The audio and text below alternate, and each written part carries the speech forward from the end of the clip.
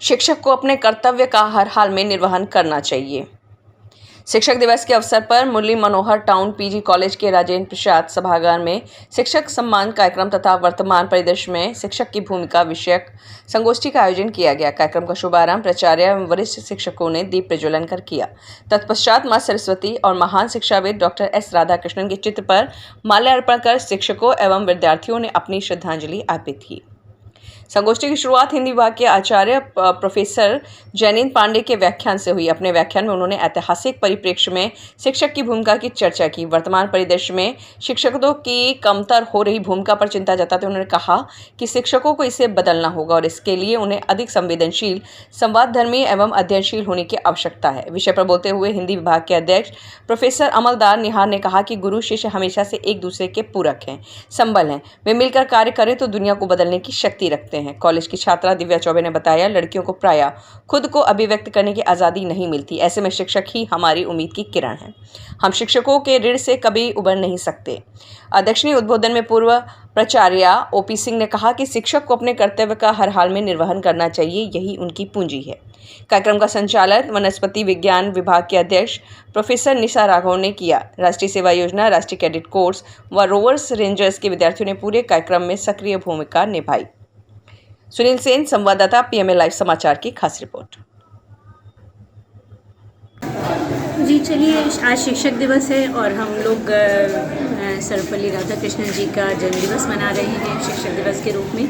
और ये गोष्ठी शासन के निर्देशानुसार आयोजित की गई है। इसमें हम लोग बहुत सारे बिंदुओं पर चर्चा कर सकते हैं। तो आज हम लोगों ने जो बिंदु चुना वो ये है कि वर्तमान परिदृश्य में शिक्षक की क्या भूमिका है। हम केवल शिक्षकों पे ही सवाल खड़ा करके और शिक्षकों की भूमिका पे ही चर्चा कर रहे हैं। यहाँ बच्चे भी प्रतिभाग कर रहे हैं, अपने अपने विचार रख रहे हैं। हमारे शिक्षकों ने भी अपने विचार रखे और निश्चित रूप से आज ये विचारणीय है कि हम शिक्षकों की भूमिका को लेकर के चलें, तभी हम छात्रों का भविष्य उज्जवल कर पाएंगे। छात्रों के लिए कितना खास रहेगा आज की गोष्ठी में? बिल्कुल खास रहेगी गोष्ठी। बच्चे भी जाने कि शिक्षक किस भूमिका में है। वो अगर महिला शिक्षक है तो माँ की भूमिका में भी है, गार्जियन की भूमिका में भी है और एक शिक्षक की भूमिका में भी है। इसी तरह से पुरुष शिक्षक भी हैं।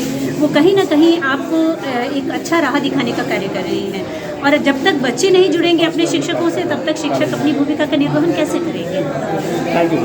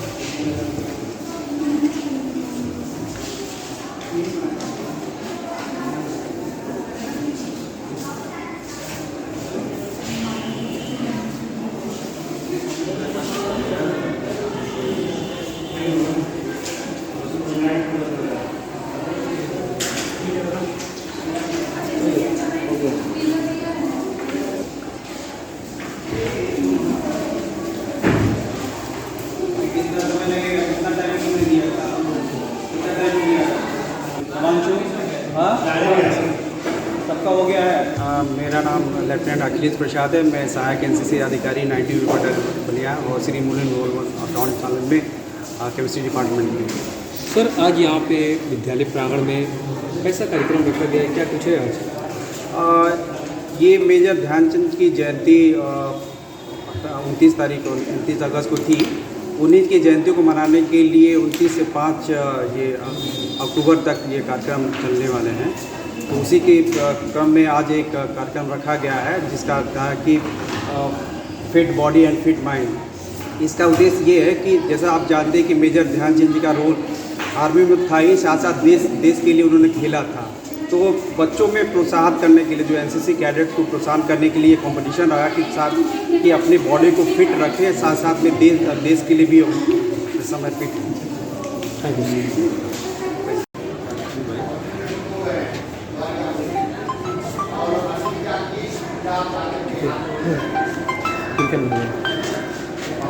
चलता है। सर जी सर, आज यहाँ पे विद्यालय प्रांगण में कैसा कार्यक्रम चल रहा है, क्या कुछ है सर? आज शिक्षक दिवस है और शिक्षक दिवस के अवसर पर एक संगोष्ठी हो रही है जिसमें कॉलेज के अध्यापकगण और विद्यार्थी शामिल हैं। सर आज के दिन कितना खास रहता है छात्रों के लिए? अब छात्रों के लिए जो भी शिक्षा देता है वो शिक्षक होता है और शिक्षकों का आज दिन है, आज शिक्षक दिवस मनाया जाता है। उस उपलक्ष्य में जो है ये तो बहुत खास है कि वही जो है एक कहा जाता है कि अंधकार से प्रकाश की तरफ यदि कोई ले जाता है तो वह शिक्षक होता है। तो जो विद्यार्थी है उसके लिए तो सबसे महत्वपूर्ण है कि जो उसे पढ़ाता है, लिखाता है, एक बेहतर मनुष्य बनाता है और आज उसके सम्मान में यह दिवस जो है आयोजित हो रहा है।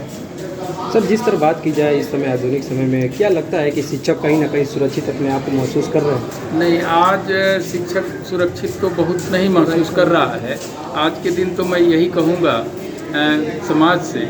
वैसे आपको बता दें कि यह एक पेशे के तौर पर आज की जो व्यवस्था है, शासन सत्ता है, इसने जो है शिक्षकों के लिए चिकित्सीय सुविधा अभी अब तक नहीं दिया, जिसे कैशलेस इलाज की बात जो हो रही है। दूसरी चीज़, पेंशन समाप्त कर दिया। नई पेंशन नीति का शिक्षक विरोध कर रहे हैं और पुरानी पेंशन की मांग कर रहे हैं। लेकिन सर जिस तरह बात की जाए कि सरकार कर रही है कि हम शिक्षकों का सम्मान कर रहे हैं, कहीं ना कहीं सम्मान की बात कर रहे हैं और शिक्षक लोग पुरानी पेंशन बहाली को लेकर कहीं ना कहीं परेशानी में दिख रहे हैं। तो क्या परेशानी यह है कि ये 1955 का महाविद्यालय है जिसमें हम खड़े हैं और जिसमें हम अपने दायित्व का निर्वहन कर रहे हैं। नई शिक्षा नीति ने किया क्या कि भौतिक रूप से अध्यापकों को उतनी सुविधाएं नहीं दी और विद्यार्थियों की संख्या लगातार बढ़ती जा रही है।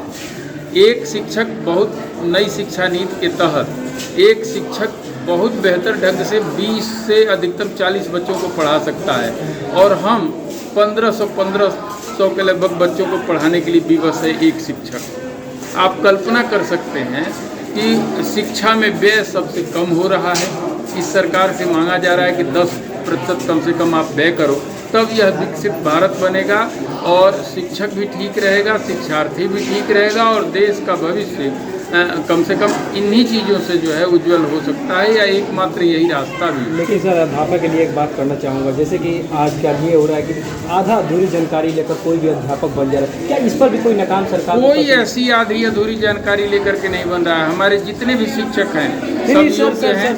यहाँ की बात हम नहीं कर रहे हैं, जैसे अन्य जैसे गाँव में ऐसे हम गांव की बात नहीं जानते। कोई एक नाकाम भी कसनी चाहिए।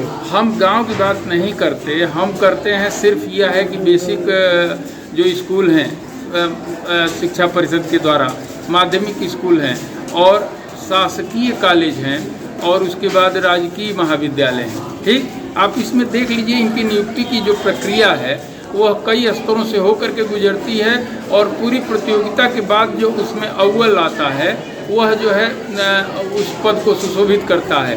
तो मैं तो इतना जानता हूँ कि हमारे जितने भी अध्यापक हैं वह बहुत बेहतर हैं। हाँ, कुछ जो गांव देहात क्षेत्र में जो प्राइवेट स्कूल हैं और सब हैं उनकी शिक्षा के बारे में मैं नहीं कह सकता, क्योंकि पता चलता है कि एक दिहाड़ी मजदूर जितना नहीं पाता वहाँ गांव का शिक्षक जो है उन प्राइवेट स्कूलों में जो है अपनी तनख्वाह पाता है। तो आप कल्पना कर सकते हैं। लेकिन सर आज शिक्षक दिवस के अवसर पर आप अपने समस्त छात्र छात्राओं में क्या संदेश देंगे सर?